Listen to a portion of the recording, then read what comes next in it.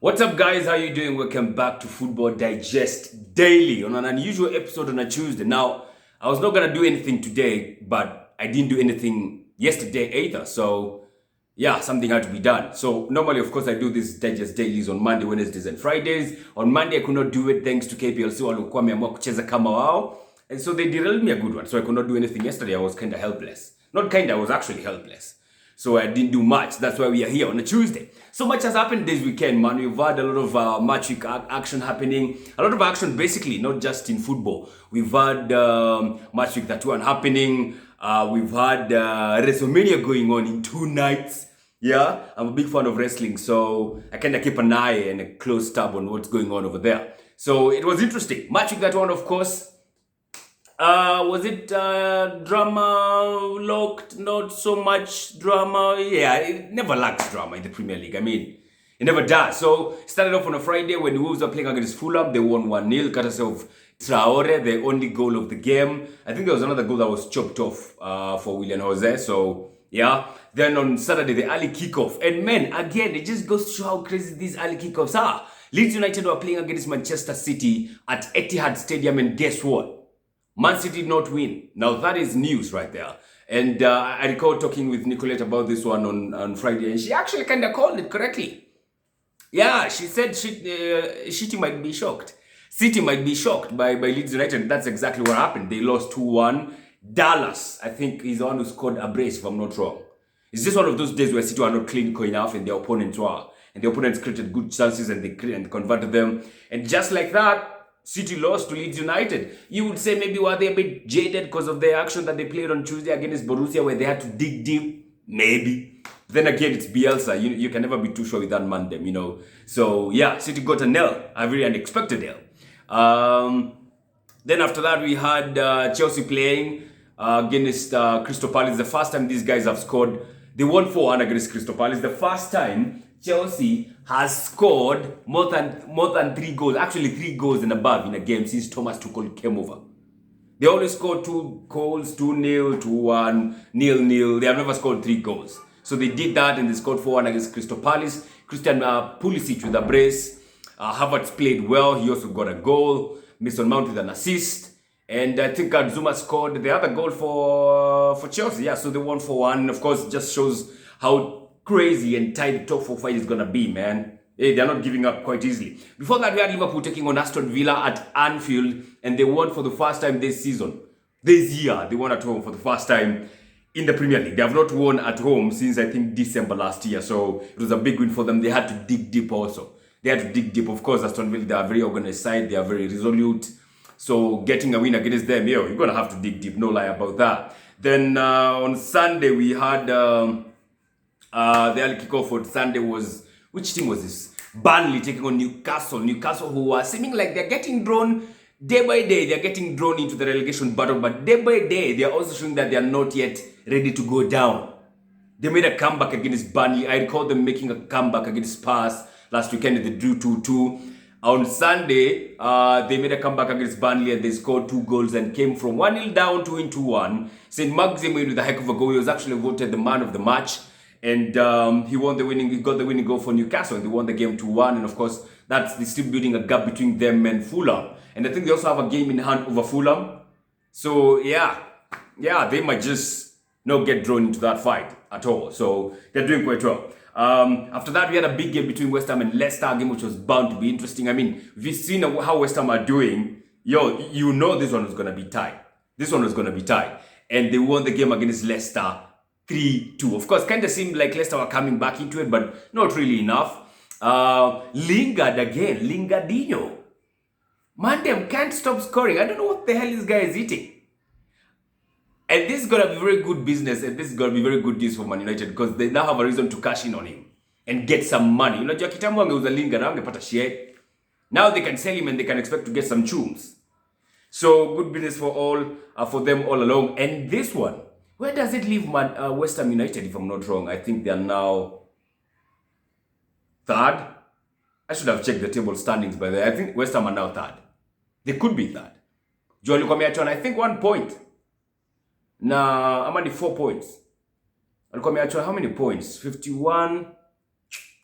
Yeah, they could be, I think, 1 point now below Leicester in 4th position. And yeah, again, West Ham, of course, they're showing they're not relenting on their fight of the top 4. Then after that, we had Man United playing against Tottenham, where they came from 1 goal down to win 3-1. Fantastic comeback and fantastic display in the second half. Of course, first half, walikanyanganywa bao juu ya upuzi ya Son, which, well, bottom line ya walinyanganywa. And Son scored fast for Spurs. And then after that, it was all Man United. This comeback reminded me of when Man United made a comeback, because I watched the 2 comebacks, yeah? Reminded me of when Man United made a comeback against Southampton at St. Mary's. I could not believe it. And they made a comeback and they won, and it was superb. Then they made another comeback against West Ham. Last season, not the first game they played against West Ham, not last season, last year, when they played against West Ham and they made a comeback, winning the game 3-1. It reminded me of that comeback when they made this comeback against Spurs. And of course, they're just cementing their position as number 2, the first loser of the Premier League this season. Then Arsenal was playing against Sheffield United after that, I think around 9 p.m. on Sunday. We won the game 3-0. I did not expect anything less, to be honest. I mean, if you could not beat a team like Sheffield, we cannot beat Slavia Prague. And again, if you beat a team like Sheffield, there's no guarantee of us beating Slavia Prague. No connection at all. But you'd rather face Slavia Prague after winning against Sheffield United. Jumaze usipopiga Sheffield, bro. Your pressure and uncertainty and low of confidence, you'll be deprived of confidence when you go to play against Slavia Prague. And Slavia Prague, by the way, they have a very good record at home. They don't get beat there very easily. When Leicester went there, I think they drew 0-0. Rangers, who is also a very good team, when they went there, they took a 1-0 draw. So yeah, it's gonna be a tight fixture for us for sure. But we won the game 3-0. Easy win, easy goals. Lacazette finally alifunga 1-on-1. Thomas Partey had a good game. Ceballos had a good game. You could almost call that game a bit crazy. No Arsenal player made any howlers. Almost crazy, right? But yeah, that's what's up. For me, the most interesting thing is that Martinelli came back and he scored. And we did not see Aubameyang. Those 2 things were the highlight for me. Martinelli scoring, and now he has more shots on target than who? Than Willian. The whole of the season, Martinelli has more shots on target than Willian. Now Willian amekuwa akicheza game in, game out. Yo, I'm fucking tired of that shit. But yeah, I hope Martinelli is going to start on Thursday, because we need his energy. We need his vigor. We need that and much more on Thursday. Then, there was the games being played on Monday. Yesterday, West Bromwich playing against Southampton. They won 3-0. Big Sam ni kama ameamua, but they come back nikaita hiva. In relegation fight, ameamua he will not go down without a fight. This is going to be interesting to see if they can actually turn this around. I think they are way too deep in the mud.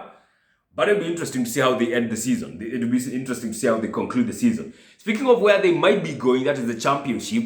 Uko championship Norwich, bana. Yo, Norwich are guziki. This weekend they slapped Huddersfield, not Sheffield Wednesday. Huddersfield 7-0. They are coming back to the Premier League in style, man. Buendia orchestrating most of the things there. Timu Pukki scoring a first championship hat-trick for him. He has never scored a hat-trick in the championship. So he banged a hat-trick. Buendia had a hat-trick of assists and a goal. Man, Arsenal better roll the bank, man. Better open the bank and get the money, man. Because we need someone like Buendia. Buendia tusipomwendea hii season bana. Yo, watu wengine watamwendea because he's really good.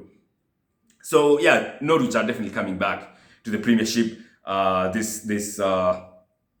this coming season, that's for sure. We also had the El Clasico going down in Madrid, and Barcelona lost this game despite them having a new jerseys. Could not stop them from getting an L. They lost 2-1 against Madrid. Quite an interesting game. Benzema scoring the goal for Madrid, and then Toni Kroos with a deflection, but still a goal. And then this guy who scored for Barcelona, anaitwa aje? Hey, some guy there. There's so many new dudes in Barcelona. I could not even tell the names, man. Yo, but they lost 2-1. And the funny thing about this La Liga thing is, now, Atletico Madrid have, of course, who are the typical Spurs of La Liga. They have bottled, they are not even, maybe they are a bit better than Spurs because they have won the league. But they are still bottlers of La Liga. They are now 1 point above Madrid. They have played 30 games, 1 point above Madrid, 2 points above third placed Barcelona, and 6 points above fourth placed Sevilla. Atletico Madrid, who had, I think, 6 points difference and a game in hand over like everybody else, now they have no game in hand, they have no points advantage, only one between them and number one and number two. As in, you don't bottle better than that. You don't bottle better or worse than that. I mean, if you look at it that way. So they're definitely bottling it, and we're going to be waiting to see the home stretch of La Liga tuone itaendaje hapo. Juu hapo itakuwa noma.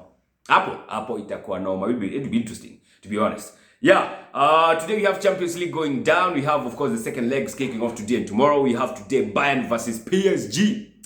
Hiyo itakuwa kukata na shoka. Now we all know the first leg ilienda 3-2 in favor of PSG. Can Bayern turn that around? Bayern in the Bundesliga this weekend, they drew against Union Berlin. Okay, they had a very makeshift kind of squad, but likes of Kimmich were there, likes of Thomas Müller were there, likes of likes of Manuel Neuer were there, but still they could not win. I don't know if Lewandowski is going to be back for them. They missed him badly when they were playing the first leg. Serge Gnabry, another guy, was badly missed. But I think Bayern have what it takes to turn this around, but it's not going to be easy, man. It's not going to be easy. PSG are going to be coming there all guns blazing, knowing they can actually get something out of it. They just need a draw. You don't have to win, just draw. Any kind of draw, you'll be okay. So it's going to be a heck of a match, that one. Chelsea are going to be playing against Porto. Chelsea won 2-0 in the first leg, so this is not going to be much. They're still playing, I think, in Sevilla. If I'm not wrong, I don't think they'll be playing in England. Yeah, I don't think they'll be playing in England. That's going to be interesting. So those are the two Champions League ties being played today. Of course, tomorrow we have Liverpool versus Madrid, and we have Man City versus Borussia, which is not yet done. It's going to be mad fun. All right? Also, like I said, this weekend we had WrestleMania going on. WrestleMania 37. Yani WrestleMania ni mzee hadi ni mzee kuniliko. With a cool more than 5 years above me, a cool 7 years older than I am. Wow. So it was going down, of course. So much at stake, man. If you follow Wrestle, unajua what was going on. WWE title was at stake. Bobby Lashley going up against, Drew McIntyre. And Bobby Lashley actually won. You know, I honestly thought Bobby Lashley was going to lose. Of course, we all know it's a storyline, right? But they're trying to push something there by putting Bobby as still the WWE champion. That was amazing. Your fight by the ilikuwa normal. They actually went all the way. It was a fantastic match, that one. Bobby Lashley won the WWE championship. He retained it. He didn't lose it. Drew alikuwa mechocha. But that's how Wrestle is. You know, they wanachochanga sana. They live on that. That's how they do their thing. So I was glad to see actually Bobby Lashley. I was glad and kind of surprised to see Bobby Lashley maintaining the championship. We had the Universal Championship up for grabs between three-man what? Oh my God, why am I forgetting this? Anyway, it was a three-man match between Roman Reigns, Edge, and what do you call this other guy? Naitwa James. Yes. Okay, I'm forgetting his name. Daniel Bryan. Yes. Daniel Bryan, Edge, and Roman Reigns are going head to head for the Universal Championship. And guess who won? Roman Reigns. Yeah, he beat them. Of course, Jey Uso helped him there. But he still bagged the WWE Universal Championship. That's going to be good for him. So it's going to be interesting to see what happens. After WrestleMania, so much happens. So much reorganization goes on. So we're going to be waiting to see what exactly is going to be popping. The other big fixture was going on, of course, was Shane McMahon going up against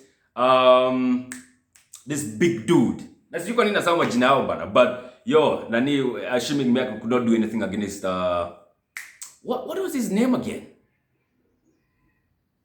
What was his name? Hey, weird that I'm forgetting these guys' names.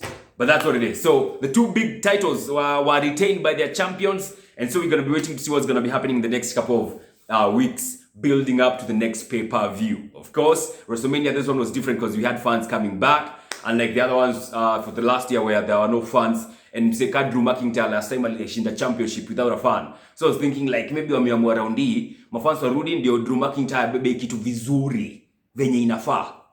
Nah, it was Bobby, man. Bobby's day. The hard business. The hard business goes on, man. I loved it. I absolutely loved it. Alright, that's all for now, folks. Let's wait up today to see what's gonna be popping the Champions League. Today we'll also be having a fast section I've not done in a long time called the Extra Digest, where we're gonna be getting deeper into what happened over the weekend with some other guys. It's gonna be much fun. I'll be telling you details about that more during the day. Have a fantastic Tuesday. God bless. Take care. Stay safe.